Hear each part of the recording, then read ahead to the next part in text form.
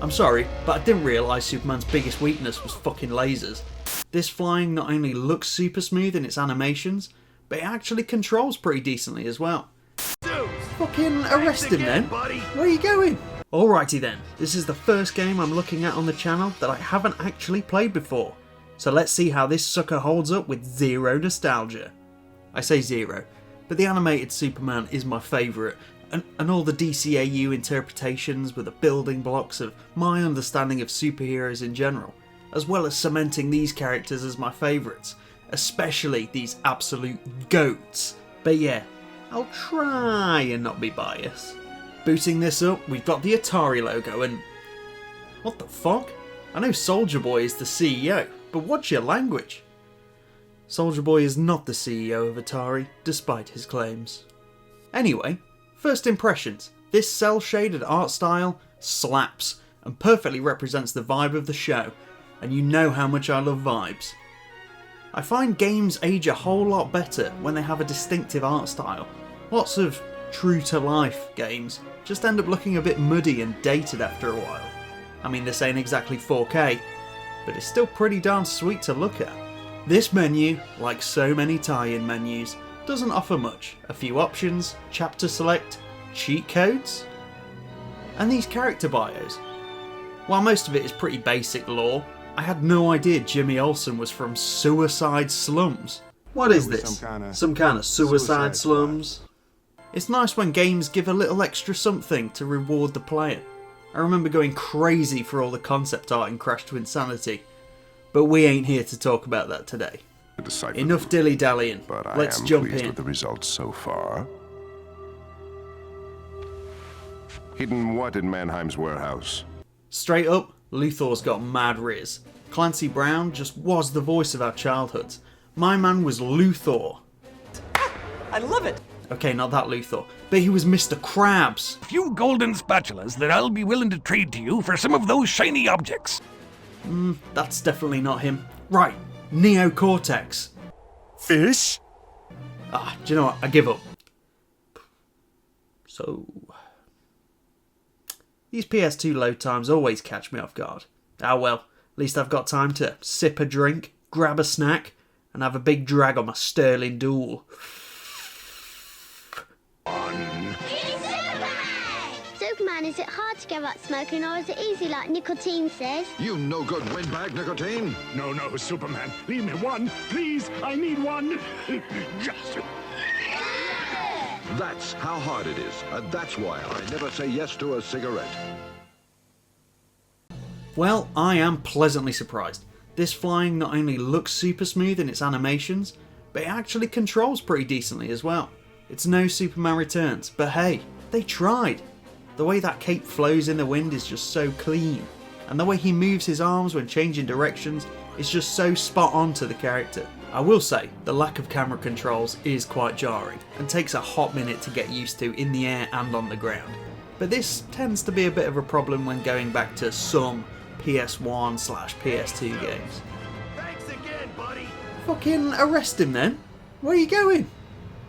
Through the opening levels, we gain access to all the powers that the game wants to give us. And honestly, while I did love how Superman Returns handled the power set, Shadow of Apocalypse has a different but equally competent approach.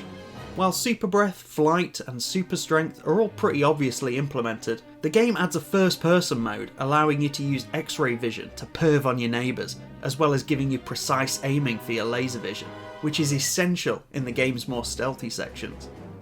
That's right, Superman has stealth sections. Yeah, did anyone play that Hulk game from back in the day? The one based on the 2003 movie?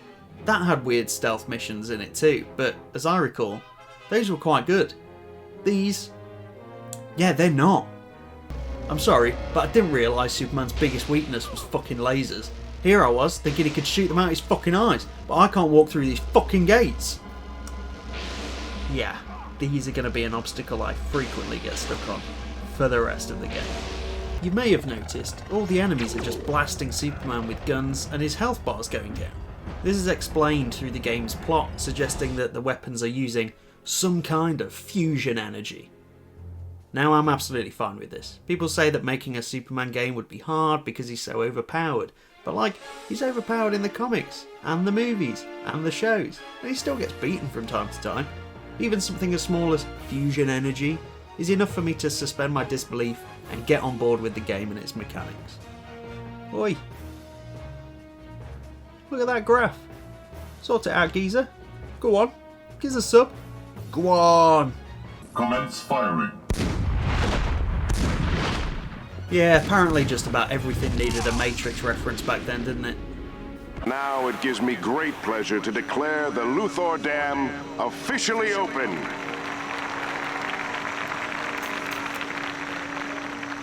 If all authorized press and VIP admissions would make their way to the monorail. What'd I say? Monorail. What's it called? Monorail. That's right, monorail. Monorail, monorail, monorail. Okay, here is some Superman I can get behind. No fighting among friends, no weird Jesus imagery, just saving innocent folk from nasty folk. It's not only great to have access to all these powers, but the game actively encourages you to use all of them to get through the mission in the most efficient way possible. Damn, Daniel, this dam is damned. Last time this happened, he travelled through time, but the fans hate that, so let's just press restart. Come on. Come on. Come on. I'm not sure if it's my controller or if it's the game, but Christ, this button mashing almost broke my fingers. This level did my head in. It's where the game starts to fall apart a little bit.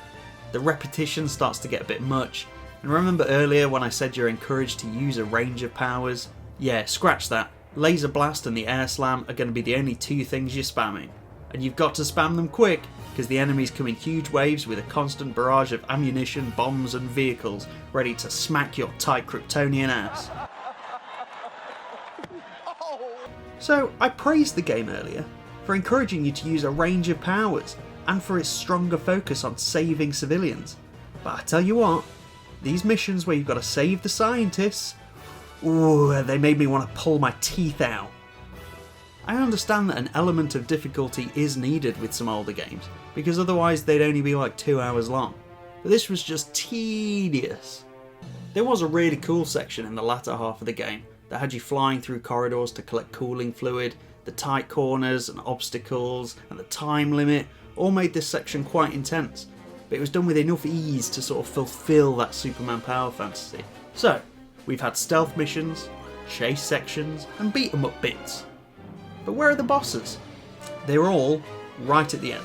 You've got X amount of missions with no bosses, and then boom, Parasite, Livewire, Metallo again.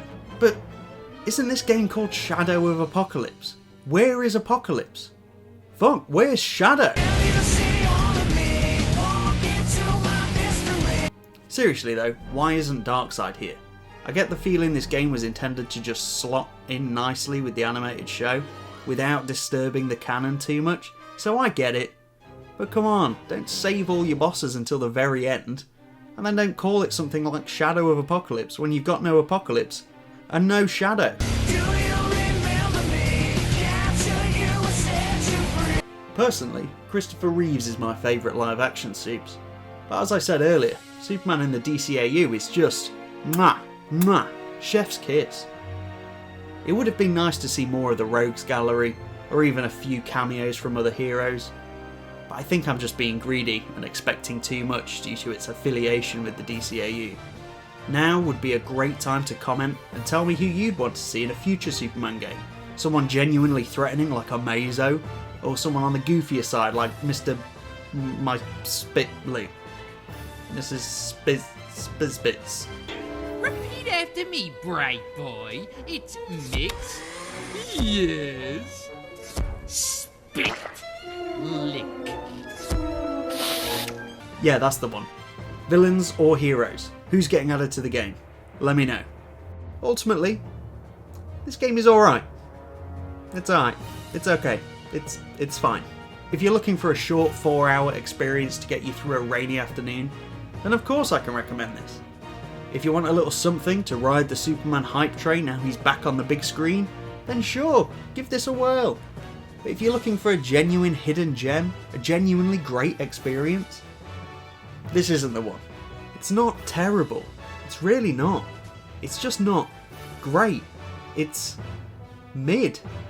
Yeah, just mid. As I was making this video, we passed the 50 subscriber mark, so thank you all for sticking around and listening to my incoherent rambles. I'll have another video out shortly with a little something for you, but in the meantime, smash like, subscribe.